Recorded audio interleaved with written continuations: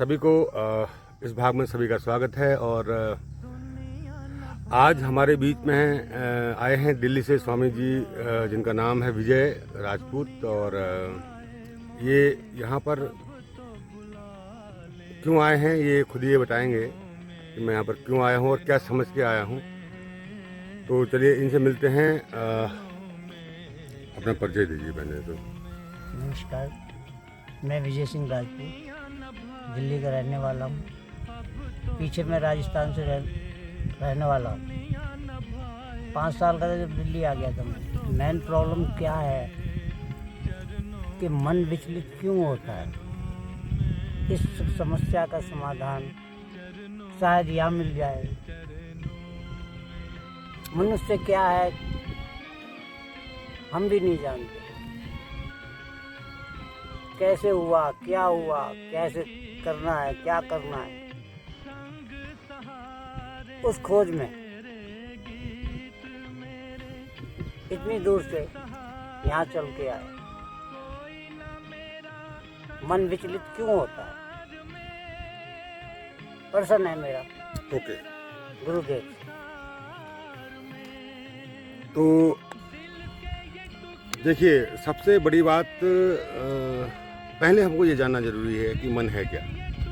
विचलित होता है तो हम बाद में समझेंगे, पहले मन क्या है। देखो, जब कोई आत्मा, कोई चेतना देह ग्रहण करती है, मतलब गर्भ में आती है, ठीक है, तो गर्भ में क्यों आती है भाई? संसार में कोई व्यक्ति क्यों आएगा?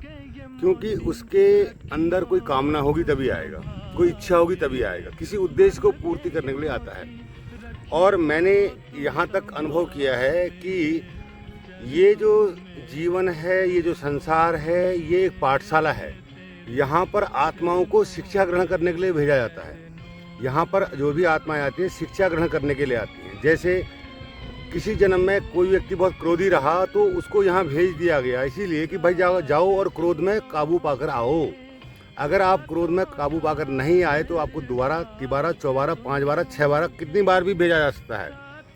तो आत्मा जब तक अपने मूल स्वरूप में लौट के नहीं आ जाती है तब तक उसको इस धरती में बार बार भेजा जाता है। उसी प्रकार से ये भी यहाँ आए होंगे किसी विशेष उद्देश्य को प्राप्त करने के लिए। जैसे ये दिल्ली से यहाँ पहुँच गए तो यह भी एक संयोग की बात है। प्रकृति ने इनको एक मौका दिया, ईश्वर ने इनको एक मौका दिया कि ये हमारे पास आएँ, और ताकि इनके वो उद्देश्य पूरे हो सकें जिस उद्देश्य के लिए इस दुनिया में आए हैं। अब ये इनका सबसे बड़ा प्रश्न है कि मन विचलित क्यों होता है? क्योंकि मन का स्वभाव ही विचलन है। अगर कोई योगी, कोई साधक ये कोशिश करे कि मैं अपने मन को काबू कर लूँ और अपने मन को मैं स्थिर कर लूँ तो वह असंभव बात है, क्योंकि मन की प्रकृति है। अब उसको कंट्रोल कैसे करना है? देखो, मन का नाश हो जाए सबसे बेहतर ये है। मन ही न रहे, मतलब मन ही न रहे तो फिर विचलित क्या होगा? अब मन का नाश कब होगा? जब मन है क्या? सर, आत्मा में पड़ी हुई परत है मन, और कुछ नहीं है। हमारी चेतना में विचारों की, भावनाओं का जो धूल जमा हो गया है उसको कहते हैं मन। मन कोई अलग से कोई चीज़ नहीं है। दिमाग एक अलग चीज़ है, दिमाग अलग चीज़ है। दिमाग हमारा साफ उसका अंग है, दिख रहा है। पर मन क्या है? आत्मा में जो हमारी भावनाएं हैं, हमारी इच्छाएं हैं, उनकी जो परत पड़ गई है वही मन है। जैसे एक कपड़ा होता है, कपड़े को धागे से बुना जाता है, ठीक है, तो धागे से हम बुनते हैं कपड़े को। अगर उसका एक एक धागा हम अलग कर दें तो फिर कुछ भी नहीं, कपड़ा नहीं, ख़त्म हो जाएगा। तो धागा क्या है? एक विचार है। तो विचारों से बना हुआ मन है।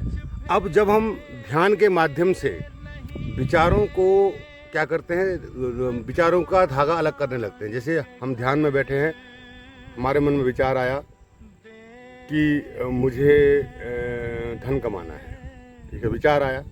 आपने देखा विचार आया, अब आपने धन के पीछे जो गणित लगती है वो लगानी शुरू कर दी।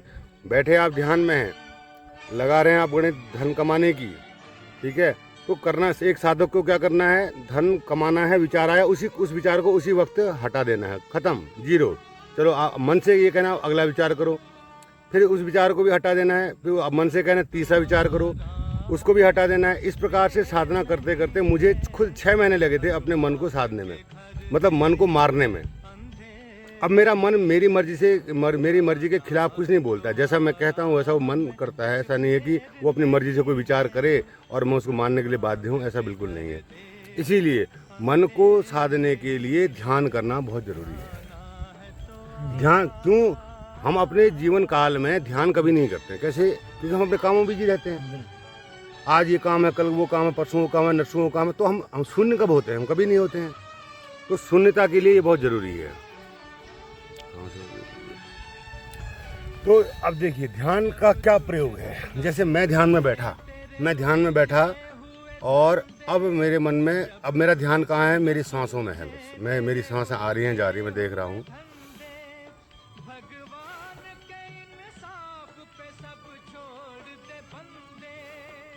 बस अब जब मेरी ध्यान मेरी सांसों में है, सांस आ रही है, सांस जा रही है। अब मन क्या करेगा? इसी बीच में अपना एक विचार लेके आ जाएगा। आज मुझे अमुकने व्यक्ति ने गाली करी, ठीक है, विचार आया। अब विचार के साथ भाव भी आया, गुस्से का भाव आया। विचार के साथ ये बदले का भाव भी आया कि साले से बदला लूंगा, उसने मुझसे ऐसा कहा। आपने क्या करना है? एक जैसे विचार को अपने आप देख रहे हैं, आप निरीक्षण कर रहे हैं, आप विचार का निरीक्षण कर रहे हैं कि विचार आया कि उसने मुझे गाली करी, बस यहीं पर रोक दीजिए। उससे कहिए स्टॉप, अब नहीं बोलना है, चुप, गाली करी, बात खत्म हो गई, आगे नहीं बढ़ना है। फिर रुक जाइए, फिर सांसों में ध्यान दीजिए। फिर कोई दूसरा विचार आया कि आपका जैसा आया कि आज एक कस्टमर आया था और उसका गाड़ी का काम मैंने कर दिया, ठीक है, कर दिया तो कर दिया। अब बात क्यों कर रहा है? अपने मन से आप बात करो, उससे कहो भाई आपके यहाँ कस्टमर आया था, आपने गाड़ी का काम कर दिया, अब उसको तो मुझे बार बार याद क्यों दिला रहा है? बात खत्म करो वहीं पर। फिर तीसरा विचार आएगा। इस प्रकार से आपके विचार ध्यान करते समय आते रहेंगे। उन विचारों को आपने देखना है बस, और रोक देना है। जैसे कोई विचार आया रोक दो, जैसे कोई विचार आया रोक दो, जैसे कोई विचार आया रोक दो, ठीक है। विचार रुकेंगे, धीरे धीरे 6 महीने लगेंगे आपको। 6 महीने ऐसा करने में लगेंगे आपको। 1 घंटा, चाहे आप सोते समय ध्यान करें, कोई दिक्कत नहीं है। सोते समय आप क्या है, बैठ जाएं। क्यों लेट जाएंगे तो नींद आ जाएगी। बैठ जाएं, बैठ कर आँख बंद कर लें और सांसों पर ध्यान केंद्रित करें और जीभ को उल्टी कर लें, मोड़ लें जीभ को, हाँ तालू में चिपका दें जीभ को, ठीक है। उसके बाद फिर अब आपने क्या करना, मन के साथ खेल करना है। मन क्या है, बच्चे की तरह है, नादान है, ठीक है। अब मन आपको कोई बात कहेगा, आपने सुन लेनी है वो बात, और उस बात को वहीं पर रोक देना है, बात खत्म कर देना है। तेरी बात सुन ली, बस मैंने सुन ली। एक दिन की बात है, मैं ध्यान कर रहा था, ये बात एग्जाम्पल मैं सभी को देता हूँ। तो मेरे मन में एक विचार आया कि मुझे अमुकने व्यक्ति की शादी का कार्ड आया है, ठीक है। मन ने कहा कार्ड आया है, तो मैंने कहा मैं क्या करूं, कार्ड आया तो आया है। दोबारा वही बात कही, कार्ड आया है। दोबारा वही बात कही, कार्ड आया है। मैंने कहा चल ठीक है, तू बार बार इस बात को कह रहा है, अब मैं तेरी इसी बात को ध्यान में ला लेता हूँ। कार्ड आया है, कार्ड आया। मैंने कब तक कहेगा कार्ड आया है? बेकार बोलता है मन। 90% बातें बेकार बोलता है, उसकी किसी काम की नहीं होती वो बातें, फालतू फालतू, किसी काम की नहीं, वो खाली आपको परेशान करने का। जब मन के सारे विचार खाली हो जाते हैं ना, तब ऐसा लगता है जैसे जलते हुए आग में किसी ने ठंडा पानी डाल दिया। मतलब खाली है मन आपका, एकदम खाली है। जैसे आप यहाँ बैठे हैं ना, कोई विचार नहीं है, आहा कितना आनंद आएगा। लेकिन अगर विचार होंगे तो परेशानी होगी, आपको दृश्य वो दिखाई नहीं पड़ेगा। इसलिए मन को साधने के लिए, इसीलिए किसी भी गुरु ने ध्यान को ही मार्ग बताया। उन्होंने कहा ऐसे नहीं हो पाएगा, ऐसे नहीं हो पाएगा, क्योंकि आप इस बात को समझ जाओ कि मन की जो आदत है, कई सालों से, सदियों से, जन्मों से आपके साथ वो चिपका है। अभी से थोड़ी है मन आपके साथ, आप बचपन से नहीं, उससे पिछले जन्म में भी मन आपके साथ था, उससे पहले मन आपके साथ था। इवन मैं तो कहूँ घास का भी मन होता है, ऐसा नहीं है। देखो जब कोई भी चीज़ जो है पदार्थ का स्वरूप ग्रहण करती है ना, तो मन पैदा हो जाता है। इसको भी अपने होने का बोध होगा कि मैं घास का पत्ता हूँ, है ना, तो वही मन है।